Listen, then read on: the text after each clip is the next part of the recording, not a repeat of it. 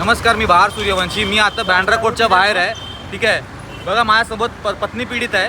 फक्त लग्न करून एकच महिना सोबत राहिली बायको आणि लग्नानंतर डायरेक्ट यांच्यावरती केस केली. यांना 10,000 रुपये पोटगी लागली आहे. आत्तापर्यंत 2 लाख रुपये यांचे गेलेत. 2 लाख रुपये. ठीक आहे, मुलबाय नाही काही नाही तरी पण पैसे भरतायत आपले. एकच महिना बायको जवळ आहे. एकच महिना 2021ला लग्न झालं, आता 2025 चालू आहे. एवढे वर्ष संघर्ष करतात आणि अजून पण न्याय नाही मिळाला. यांच्या तोंडून ऐका तुम्ही काय बोलतात.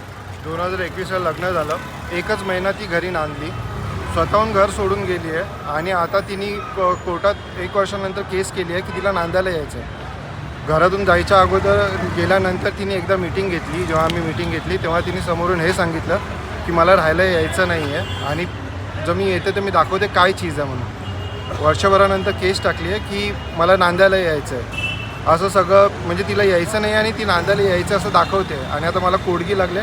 जवळपास 2022पासून आतापर्यंत अर्ज केला आहे, त्या हिशोबाने मी 2,20,000 रुपये भरून मोकळा झालो आहे कोडगी पर महिन्याच्या हिशोबाने. अजून पण केस चालू आहे, निर्णय काय भेटत नाही आहे. तुम्ही बघू शकता आता कसे ज्येष्ठ नागरिक सुद्धा याच्यामध्ये भरडले जात आहेत. आता हे कुठे ना कुठे कायदा आणि प्रशासन चेंज व्हायला पाहिजे की नाही, तरतूद व्हायला पाहिजे की नाही. आता हे किती दिवस असे भरणार, यांना न्याय कधी मिळणार? तुमची प्रतिक्रिया मला कळवा. जय हिंद, जय महाराष्ट्र.